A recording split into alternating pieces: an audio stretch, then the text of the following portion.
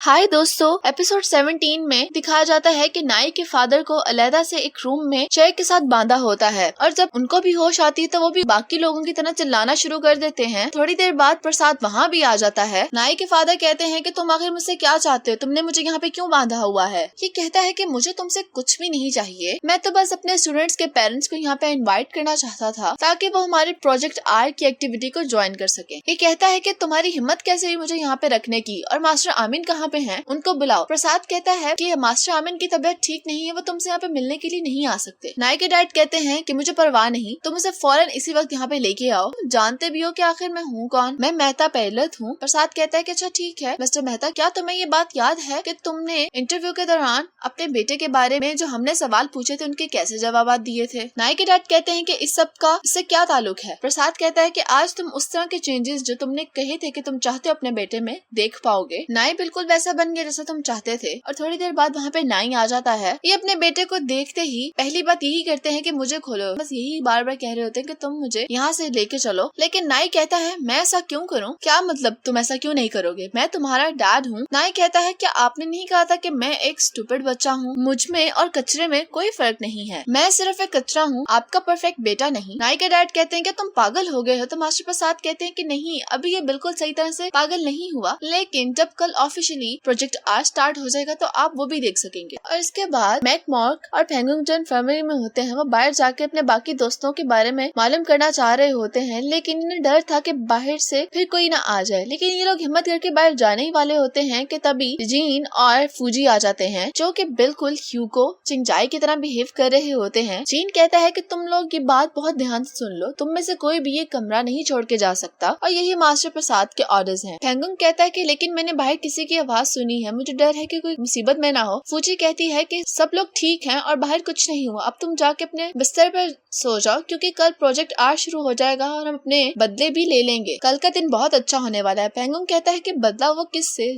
Gene कहता है कि अपने पेरेंट्स से। इसके बाद अगली सुबह ये सब लोग एक रूम में होते हैं और बात कर रहे होते हैं कि आखिर इन्होंने सिर्फ चंद बच्चों के पेरेंट्स को क्यों बुलाया है यहाँ पे। मैक कहता है कि फूजी कह रही थी कि हम अभी इसके लिए तैयार नहीं, शायद इसलिए हमारे पेरेंट्स नहीं है। मॉक कहता है कि तैयार वो किस लिए, और वो हमें एक खौफनाक सी स्माइल बार बार दी जा रही थी, उसने हमें ज्यादा कुछ नहीं बताया। रन कहता है कि मास्टर प्रसाद पहले एलिट्स को खत्म करना चाहता है जिनके बड़े नाम है सोसाइटी में। मैकी कहती है कि ऐसा भी हो सकता है और ये शायद ठीक हो, क्योंकि नाई के डैड जो हैं उनका बहुत बड़ा नाम है क्योंकि वो एक पॉलिटिशियन है, और दूसरी तरफ ह्यूगो के डैड और जिंगजाई की मॉम दोनों ही एलीट फैमिली से ताल्लुक रखते हैं। वाइट कहती है और जीन के डैड जो है वो एक बड़े बिजनेसमैन है और उनकी अपनी एक फैक्ट्री भी है। दूसरी तरफ बियो के डैड जो एक विलेज हेडमैन है, और फूजी के डैड जो है एक चाइनीज बिजनेसमैन है जिनकी एक बहुत बड़ी इंपोर्ट कंपनी भी है। इन सबका बहुत अच्छा सोशल स्टेटस है, जिसकी वजह से रन की बात ठीक है कि इसीलिए मास्टर प्रसाद ने उनके पेरेंट्स को पहले बुलाया। मैक कहता है कि इसका मतलब हमारी फैमिलीज उनकी फैमिलीज से गरीब हैं और इसलिए हमें भी टारगेट नहीं बनाया गया। रन कहता है या फिर इसकी एक और वजह भी हो सकती है कि हम अपने खानदान वालों से इतनी नफरत नहीं करते। फ्लाइंग कहती है कि इसका क्या मतलब हुआ। रन कहता है कि उतनी नफरत शायद कि हम उनको मार ही डालें। दूसरी तरफ बियो, फूजी, ह्यूगो और चिंगजाई जंगल में होते हैं और मास्टर चैप उनके साथ होते हैं। उनसे कहते हैं कि अब प्रोजेक्ट आर ऑफिशियली स्टार्ट हो चुका है, मैं चाहता हूँ कि तुम उस तकलीफ के बारे में सोचो जिससे तुम काफी अरसे तक महसूस करते रहे हो। वो तकलीफ याद करो जब तुम्हारे घर वालों ने तुम्हें अकेला छोड़ दिया था, तुम लोग उनके लिए वर्थलेस और मीनिंगलेस हो, उन्हें तुमसे कोई प्यार नहीं, और इस तकलीफ को अपने जहन में रखते हुए अपने बदले लो आज। और ये प्रोजेक्ट शुरू करने से पहले उन्हें वही रेड जेलीज खिलाई जाती हैं और उनके सामने बहुत से हथियार पड़े होते हैं। कहते हैं कि अपना मन पसंदीदा हथियार उठा लो। मास्टर चैम कहते हैं कि वायलेंस का बदला सिर्फ वायलेंस से ही लिया जाता है और तभी तुम्हें सुकून भी मिलेगा। और दूसरी तरफ इन बच्चों के पेरेंट्स को बता दिया जाता है कि अब तुम लोगों के बच्चे ही तुम लोगों को मारेंगे। इन सबको यकीन नहीं आ रहा होता और सबको अपने अपने बच्चों पे बहुत ज्यादा भरोसा होता है। कहते हैं कि हमारे बच्चे हमारे साथ ऐसा नहीं करेंगे। फिर इसके बाद इनके वो इंटरव्यू प्ले किए जाते हैं जो कि इनके बच्चों के एडमिशन से पहले मास्टर आमिन ने इनके लिए थे। सबसे पहले फूजी के डैड का इंटरव्यू दिखाया जाता है जहाँ पे मास्टर आमिन से पूछते हैं कि आप आखिर अपनी बेटी से इतने ज्यादा डिससेटिस्फाई क्यों हैं। तो इसके फादर कहते हैं कि पहली बात तो वो लड़की है और उसको मुझे ओबे करना चाहिए, मेरे ऑर्डर्स मानने चाहिए, लेकिन वो मेरी बात नहीं मानती।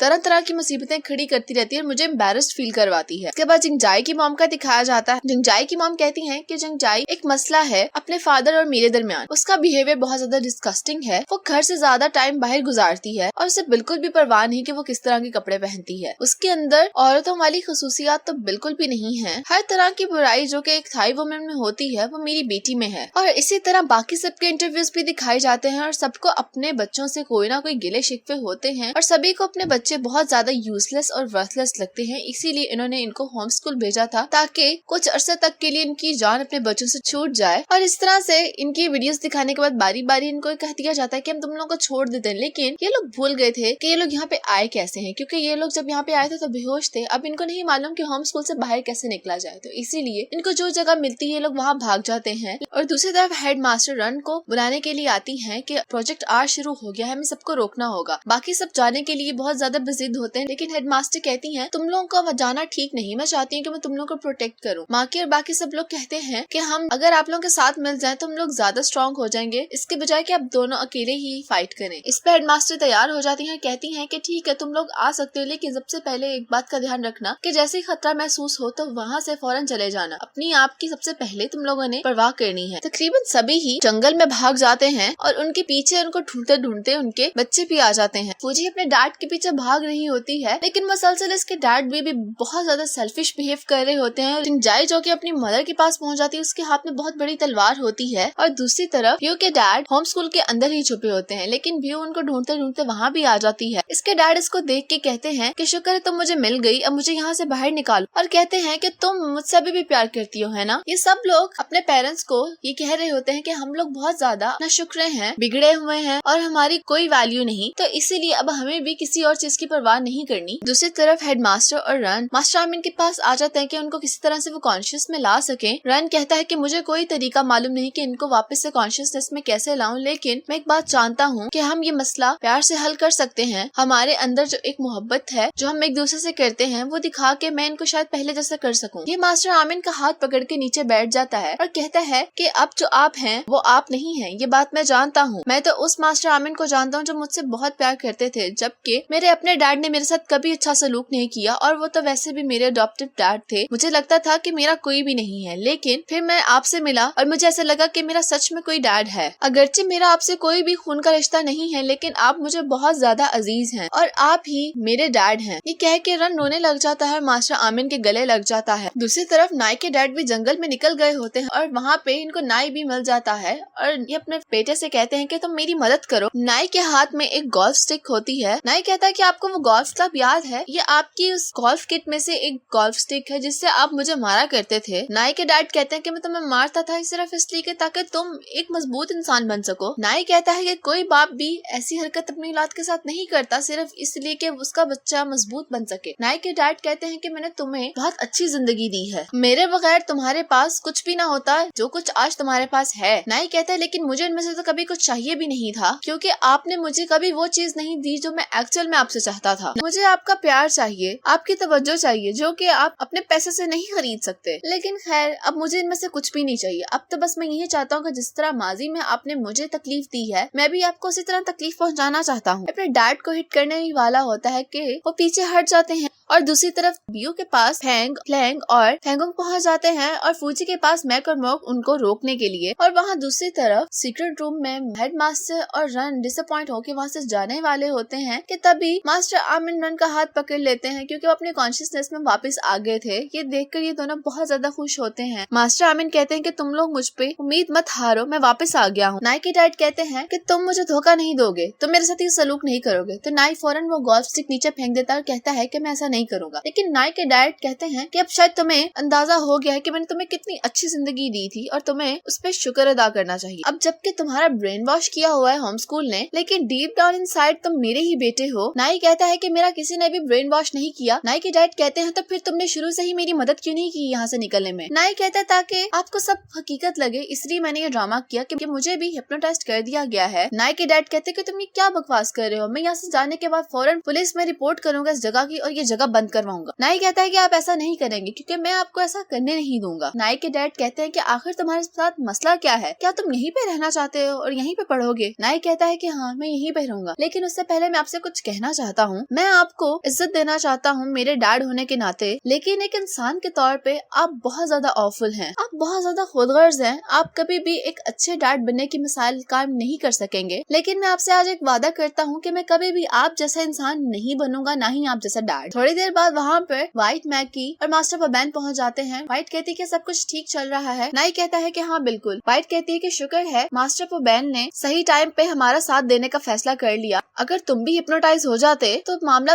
और ज्यादा बिगड़ जाते। मास्टर पबैन कहते हैं कि अब जबकि सब ठीक है तो मिस्टर मेहता आप ये केक खा लें। वो कहते हैं कि मैं ये केक क्यों खाऊं? नाई कहता है कि अगर आप यहाँ से जाना चाहते हैं तो आपको तो ये यकीनन खाना होगा। नाई के डैड कहते हैं कि आखिर मुझे क्यों खाना होगा, इसकी वजह बताओ। नाई कहता है वो इसलिए कि आपको यहाँ पे आज जो कुछ भी हुआ है वो सब कुछ भूलना होगा और सिर्फ एक इसी वजह से होम स्कूल बचा रहेगा। अगर आप यहाँ से इसी तरह चले गए तो आप तो जाके इसकी पुलिस में रिपोर्ट कर देंगे और ये जगह बंद हो जाएगी, लेकिन हम ये जगह बंद नहीं करवाना चाहते। नाई के डैड कहते हैं क्या तुम वाकई में यहाँ पे रहना चाहोगे? अब हाँ बिल्कुल, मैं यहीं पे रहूंगा तब तक जब तक मैं यहाँ से ग्रेजुएट ना हो जाऊँ, क्योंकि मुझे इस बात पे यकीन है कि होम स्कूल मुझे एक बेहतर इंसान में बदल देगा। और सबसे इम्पोर्टेंट बात, मेरे पास अब यहाँ पे दोस्त हैं जो कि मुझसे मोहब्बत करते हैं, जिन्हें मेरी परवाह है। और दूसरी तरफ सुकून से मास्टर प्रसाद मीटिंग हॉल में बैठ के पॉपकॉर्न्स खा रहे होते हैं कि वहाँ पे तिब्बत पहुँच जाता है गन लेके और ये गन इसके सर पे रख देता है। मास्टर प्रसाद कहते हैं कि तुम लोगों ने मेरे साथ ही गेम खेल दी है ना, तुम और नाई तो हिप्नोटाइज हुए ही नहीं हो। तिब्बत कहता है कि मास्टर पेपोन की डेथ की वजह से मास्टर पबैन अब तुम्हारे साथ नहीं है। तिब्बत कहता है कि तुम मुझे कभी भी नहीं बदल सकते और मैं कभी भी वो नहीं बनूंगा जो तुम मुझे बनाना चाहते हो। मैं शर्त लगा के कहता हूँ कि मैं तुम्हें बदल सकता हूँ, जैसे मैंने तुम्हारे डैड मास्टर पुस को बदला था। ये सुनकर तिब्बत को बहुत गुस्सा आता है, वो मास्टर प्रसाद का गिरेबान पकड़ लेता है। मास्टर प्रसाद कहता है कि तुम्हें पता है तुम्हारे डैड तुमसे बहुत ज्यादा प्यार करते थे, उनके लिए तुम उनकी कुल कायनात थे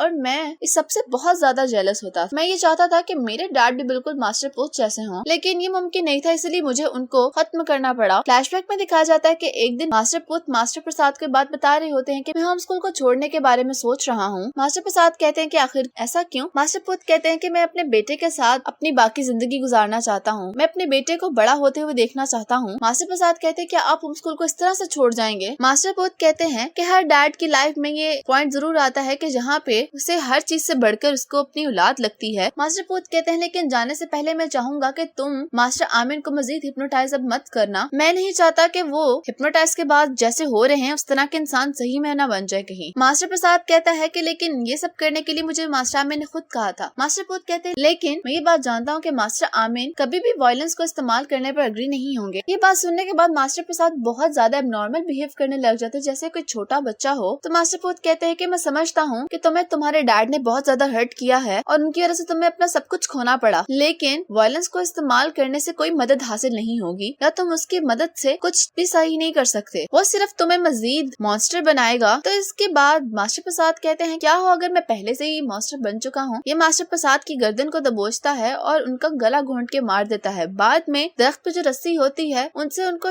बांध देता है और सबको ऐसे शो करवाता है कि जैसे उन्होंने खुदकुशी की हो। ये सब सुन के तिब्बत का बहुत गुस्सा आता है, वो बहुत ज्यादा ही गुस्से में आ जाता है। उसका बस नहीं चल रहा था कि वो इसी वक्त मास्टर प्रसाद की जान ले ले। तुम्हें पता है कि तुम्हारी मॉम भी बीमार थी, वो चाहती थी कि तुमसे मिलें, लेकिन मास्टर आमिर जबकि मेरे अंडर चल रहे थे तो हमने तुम्हें उनसे भी मिलने नहीं दिया और देखो मैंने तुम्हारा पूरा खानदान तबाह कर दिया। और मैं भी यही चाहता हूँ कि जिस तरह मेरा खानदान तबाह हुआ है तो तुम भी ऐसे ही बदला लो, बिल्कुल एक मॉन्स्टर बन के। तिब्बत ज्यादा कुछ नहीं करता लेकिन वो गन इसके सर में मारता है और तभी वहाँ पर मास्टर आमिर आ जाते हैं जो कि तिब्बत को रोक लेते हैं। मास्टर प्रसाद कहता है कि अब तुम सब अच्छे लोग यहाँ पे आ गए हो, मुझे मजा नहीं आ रहा, लेकिन तुम लोग को नहीं मालूम मैंने तुम लोगों के लिए एक और बॉम्ब तैयार करके रखा हुआ है जो कि कुछ ही देर में तुम लोगों पे फट जाएगा। रन कहता है तुम्हारा क्या मतलब है? प्रसाद कहता है कि अगर मैं तुम्हारी जगह होता तो इस वक्त मुझे मैकी, व्हाइट और नाई की फिक्र होती। ये सुनते ही रन और तिब्बत पागलों की तरह वहाँ से भागकर बाहर निकल जाते हैं। दूसरी तरफ व्हाइट, नाई, मैकी और मास्टर पबैन वहाँ से निकलने की कोशिश कर रहे होते हैं कि वहाँ पे मास्टर चैंप पहुँच जाते हैं और वो इन सबको शूट करने पे तुला होता है। ये सब लोग तेजी से वहाँ से भाग जाते हैं लेकिन वो भी इनके पीछे पागलों की तरह भाग रहा होता है। रास्ते में व्हाइट गिर जाती और उसका पैर मुड़ जाता है, तभी मास्टर चैंप इनके सामने आ जाता है। व्हाइट इस कंडीशन में नहीं होती कि वो चल के वापस होम स्कूल जा सके। मैकी देख लेती है और वो इन दोनों के आगे एक ढाल बन के खड़ी हो जाती है और मास्टर चैंप मैकी को ही शूट कर देते हैं और वो नीचे गिर जाती है। मैकी इन दोनों को भागने का कह रही होती है लेकिन वो दोनों इनको छोड़ के नहीं जाते और यहीं पर एपिसोड 17 खत्म हो जाती है।